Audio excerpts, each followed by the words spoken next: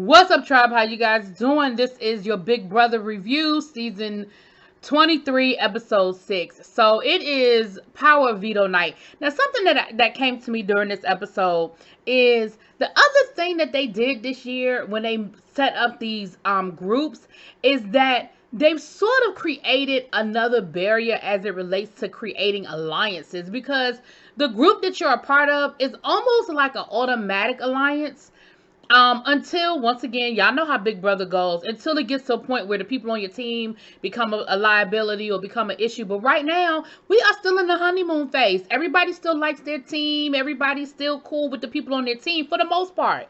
And so it's sort of like, so now you have these people that are in these other alliances, but they sort of, it's almost like you're loyal to country first. And so when Kylan decided to put up Brittany and Frenchie, they're in the same team, both of them. So you basically, it from the outside, it looks like you are aiming to destroy a whole team, because somebody's going home, but you're creating a situation. And so Derek F is feeling some kind of way, because he's like, wait a minute, Kylan didn't have any kind of conversation with me, because I am on the Slaughterhouse Alliance with him and the Cookout Alliance. And at no point did he come and talk to me or Azza about what information, what he was going to do to 50% of my team. And so I kind of feel where Derek is coming from, but I also kind of feel where Colin is coming from too, to say, listen, I was coming for two people on your team. So there's that. Now, Brittany, poor baby, is having a whole breakdown. I mean, a whole breakdown. And I feel for her, because on one hand, it's easy to be like, girl, it's Big Brother. You know you're going to get, nominated at some point in time. Like, girl, why are you having such a big breakdown? But then the flip side of it is, but I ain't even do nothing.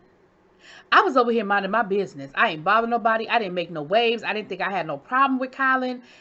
And I kind of got blindsided. But here's the thing. And I know it's easy for all of us on the outside looking in to sort of have our opinions about what we would do or what we think we see. We have the advantage of seeing everything. They don't.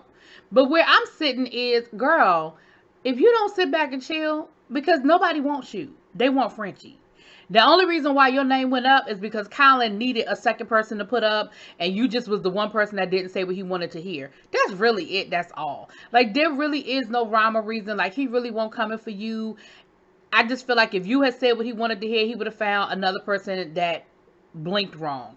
But Colin, you probably really should have pulled her aside and said, girl, you're not my target. But again, now we're back to teams. They're on the same team. So how do you kind of tell her that without what she ended up doing anyway? So Frenchie, once again, makes this grand gesture. Girl, I know they coming for me, and don't you worry about it. If I win Power Veto, I'm using it on you, Brittany. I'm not going to save myself. I'm going to use it on you, and I'll figure out another way to save myself. I'm like, if he don't go sit his butt down somewhere and stop always making these grand proclamations, like, have you not learned yet that you can't make these grand proclamations, sir? What is wrong with you? So then he goes to talk to Frenchie, goes to talk to Colin. I don't have no problem with you. We good. I understand you had to do what you had to do. I don't have no problem with it. But you probably need to go talk to Brittany, because Brittany is really upset. Like, she's having a whole breakdown. You might need to go talk to her. So Colin does. And when he goes to talk to Brittany, Colin lets Brittany know, listen, this is why I chose you. Because I talked to every single person in this house, and everybody said Frenchie's name except for you. Now, Colin, I probably wouldn't have told her that. One, because they're on the same team. And two, why are you putting everybody else out there? Like, all you had to say was, I talked to everybody I talked to everybody before I made my decision, and it was just based on those conversations. That's it. That's all. You ain't have to say, everybody said Frenchie name but you. Now, what you could have said was, you're not my target. What you could have said was, don't you worry. Just lay low. Play it safe. But I don't know if I would have necessarily told the girl, everybody coming for Frenchie. Because that's her teammate. So what did she do? She went back and told Frenchie. Frenchie was like, wait a minute, what? Oh, everybody said my name? Oh, watch this. And Frenchie proceeds to go through the house and blow up the Slaughterhouse Alliance. Now, here's why I love me some Tiffany. Tiffany said, duh. Like, you making it seem like, first of all, you make it seem like this is some secret. Like, we all knew that you had to have some sort of other alliance. Second of all, don't be sitting here acting like it ain't your alliance. Stop trying to make it seem like it's other people. We know it is your alliance, sir. So, we got this whole...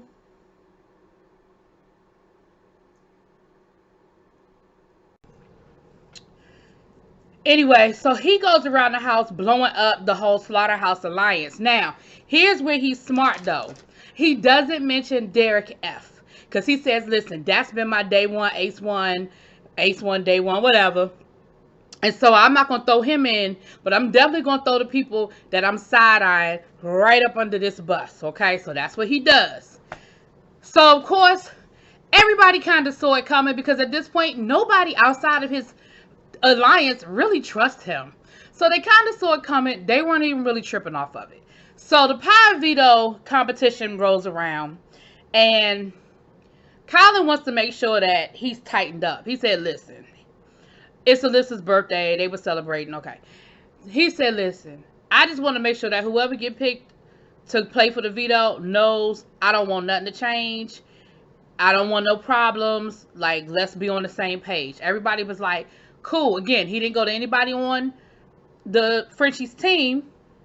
Again, for obvious reasons. So, the alliance, so the competition rolls around. They hit to pick people.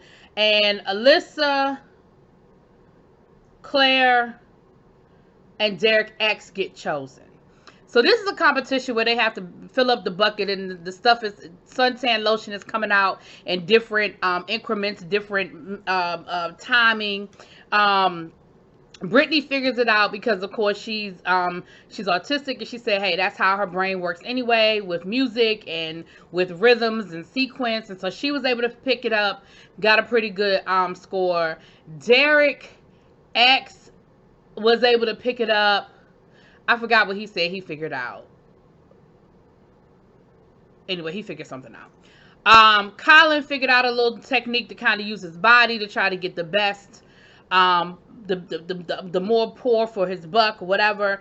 But the person that actually figured out the system, because the suntan lotion was coming out from all these different like bottles, the SPF, the highest SPF number was where the largest pour was coming from. And actually Frenchie was the one that figured that out.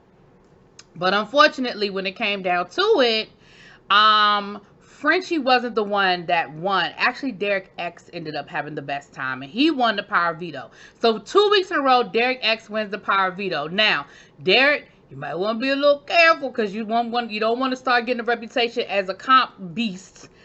It works to your favor at a certain point, but right now, don't know if that's what you want. Then again, you're winning vetoes, not necessarily head of household, but still, that's something that can kind of backfire on you. Frenchie immediately has lost all hope. He's like, well, I know I'm going home.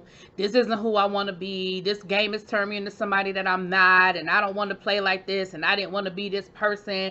And his whole team is like, for real? You've been running around this house like a cat with his tail on fire for the last week, and now you defeated and you gonna give up? And Derek F got him all the way together and was like, what you not gonna do is give up. What you not gonna do is decide. Like, he was like, there's a whole lot of game left to play, so what we get ready to do is sit here and figure out how we gonna save both of y'all. So Frenchie ends up going to, and he was like, oh, that's just what I needed. He took me right up out my little funk. That's just what I needed. So he went to Derek X, and he tried to convince Derek X. Of course, he offered him all kinds of, loyalty and safety and this, that, and the other if he would use the power veto to save Brittany or him, and then it would be forced. Because what Derek was like is if we can get him to use the power veto, and then Colin is forced to put somebody else up, and then we can campaign against that person. Like, we gonna figure this out. And Derek was like, it was a really tempting offer, but at the end of the day, he decided to stick with the plan, and he did not use the power veto. So the live eviction is tomorrow night. Pretty certain Frenchie's going home. Unless it's a whole lot of campaigning going on right now. But I just don't see it being Brittany. Anyway, let me know what y'all think. Drop it in them comments. Peace.